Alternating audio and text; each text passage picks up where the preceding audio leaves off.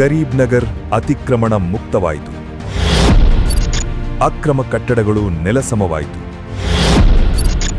ಎಲ್ಲಿ ಹೋದರೂ ಇಲ್ಲಿನ ನಿವಾಸಿಗಳು. ಹೊಸ ಸಮಸ್ಯೆ ಸೃಷ್ಟಿಸ್ತಾರಾ ರೋಹಿಂಗ್ಯಾಗಳು.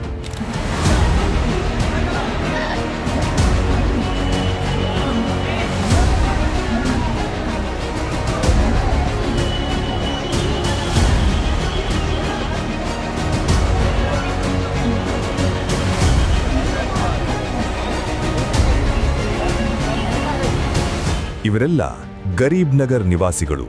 ಮುಂಬೈನ ಹೃದಯ ಬಾಂದ್ರಾದಲ್ಲಿ 40 ವರ್ಷಗಳಿಂದ ವಾಸವಿದ್ದ ಜಾಗವನ್ನು ಬಿಟ್ಟು ಹೊರಕ್ಕೆ ಹೊರಟಿದ್ದಾರೆ. ಸುಮಾರು 400ಕ್ಕೂ ಹೆಚ್ಚು ಕುಟುಂಬಗಳು, 4 ರಿಂದ 5 ಸಾವಿರ ಜನ ತಮ್ಮ ಸಾಮಗ್ರಿಗಳನ್ನು ಗಂಟು ಮೂಟೆ ಕಟ್ಟಿಕೊಂಡು ಮಕ್ಕಳನ್ನು ಹೊತ್ತುಕೊಂಡು ಗೊಟ್ಟುಗುರಿಯಿಲ್ಲದೆ ಹೊರಟಿದ್ದಾರೆ. ಇದು ಇವರಿಗೆ ಅನಿವಾರ್ಯವಾಗಿತ್ತು. ಬಾಂಬೆ ಹೈಕೋರ್ಟ್ ಆದೇಶವಿತ್ತು. ಇಷ್ಟು ವರ್ಷಗಳ ಕಾಲ ಈ ರೈಲ್ವೆ ಜಾಗವನ್ನು ಅತಿಕ್ರಮಿಸಿಕೊಂಡಿದ್ರು.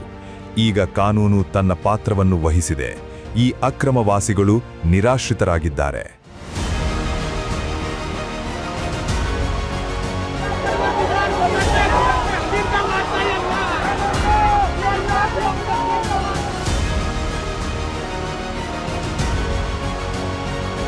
घर ढूंढ रहे हैं लेकिन घर नहीं मिल रहा सर। ಇಷ್ಟು ದಿನ ತಮ್ಮನ್ನು ರಕ್ಷಿಸುವವರು ಇದ್ದಾರೆ ಅನ್ನುವ ಹುಂಬ ಧೈರ್ಯದಲ್ಲೇ ಕಾಲ ಕಳೆದರು. ಆದರೆ ಕೊನೆಗೂ ರಾಜಕೀಯ ಇಚ್ಛಾಶಕ್ತಿಯ ಸರ್ಕಾರ ಕಾನೂನನ್ನು ಪಾಲಿಸಿದೆ. ವೋಟ್ ಬ್ಯಾಂಕ್ ರಾಜಕಾರಣಕ್ಕೆ ತೆರೆ ಬಿದ್ದಿದೆ.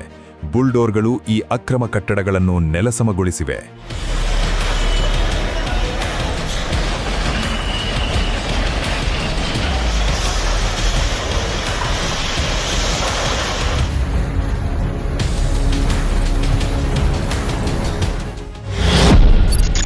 ಮೇ 19ರಿಂದ ಮೇ 23, 5 ದಿನಗಳ ನಿರಂತರ ಕಾರ್ಯಾಚರಣೆ.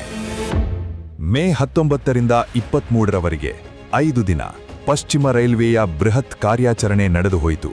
ಇದಕ್ಕೆ ಕೋರ್ಟ್ ಆದೇಶದ ಬೆಂಬಲವೂ ಇತ್ತು. ಬಾಂದ್ರಾ ಟರ್ಮಿನಸ್ ವಿಸ್ತರಣೆ, ಬುಲೆಟ್ ಟ್ರೈನ್ಗೆ ಜಾಗ ಕೊಡುವುದು, ಹೀಗೆ ಒಳ್ಳೆಯ ಉದ್ದೇಶಗಳೇ ಇದ್ದವು ಈ ಕಾರ್ಯಾಚರಣೆಗೆ. ಆದರೆ ಇದು ಅಷ್ಟು ಸುಲಭದ ಮಾತಾಗಿರಲಿಲ್ಲ.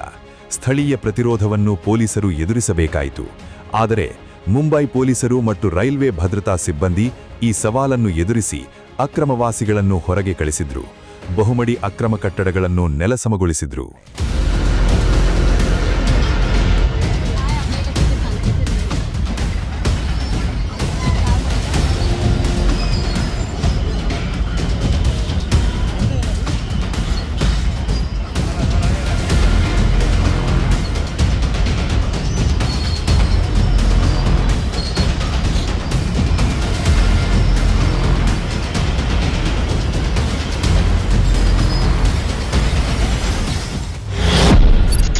ಕೋರ್ಟ್ ಆದೇಶ ಏನಿತ್ತು?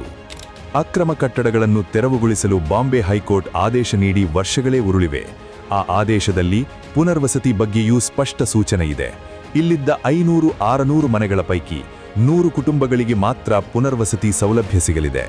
2021ರ ಸರ್ವೆ ಆಧಾರದ ಮೇಲೆ ಈ 100 ಕುಟುಂಬಗಳು ಇಲ್ಲಿನ ಗ್ರೌಂಡ್ ಫ್ಲೋರ್ಗಳಲ್ಲಿ ವಾಸವಾಗಿದ್ರು. ಅವರಿಗಿನ್ನು 4 ತಿಂಗಳಲ್ಲಿ ಪರ್ಯಾಯ ವ್ಯವಸ್ಥೆಯನ್ನು ಸರ್ಕಾರ ಮಾಡಿಕೊಡಬೇಕಿದೆ. ಎಲ್ಲಿ ಹೋದರೂ ಉಳಿದವರು. ಈಗ ಬುಲ್ಡೋರ್ ಕಾರ್ಯಾಚರಣೆ ಮುಗಿದಿದೆ. ಇಲ್ಲಿದ್ದ ಎಲ್ಲ ಬಹುಮಡಿ ಕಟ್ಟಡಗಳು ಧರಾಶಾಯಿಯಾಗಿವೆ. ಈ ಮನೆಗಳಲ್ಲಿದ್ದ ಅಕ್ರಮ ನಿವಾಸಿಗಳನ್ನು ಹೊರಗೆ ಕಳಿಸಲಾಗಿದೆ. ಸುಮಾರು 5300 ಚದರ ಮೀಟರ್ ಜಾಗ ಅತಿಕ್ರಮಣದಿಂದ ಮುಕ್ತವಾಗಿದೆ. ಇಡೀ ಪ್ರದೇಶಕ್ಕೆ ಬೇಲಿ ಹಾಕಲಾಗಿದೆ. ಆದರೆ ಈಗ ಇರುವ ಪ್ರಶ್ನೆ ಅಂದ್ರೆ, ಇಲ್ಲಿಂದ ಜಾಗ ಖಾಲಿ ಮಾಡಿದವರು ಎಲ್ಲಿ ಹೋದರು? ಅಲ್ಲೇ ಅವರನ್ನು ಪತ್ತೆ ಹಚ್ಚಿ ವಾಪಸ್ ಅವರ ದೇಶಕ್ಕೆ ಕಳಿಸುವ ವ್ಯವಸ್ಥೆ ಆಗಿದೆಯಾ? ಗೊತ್ತಿಲ್ಲ. ಒಂದಂತೂ ಸತ್ಯ, ಇಲ್ಲಿದ್ದವರ ಪೈಕಿ ಬಹುತೇಕರು ಅಕ್ರಮ ಬಾಂಗ್ಲಾ ವಲಸಿಗಳು. ಇವರು ರೋಹಿಂಗ್ಯಾ ಮುಸ್ಲಿಮರು ಅನ್ನುವುದು ಬಹಿರಂಗ ಸತ್ಯ.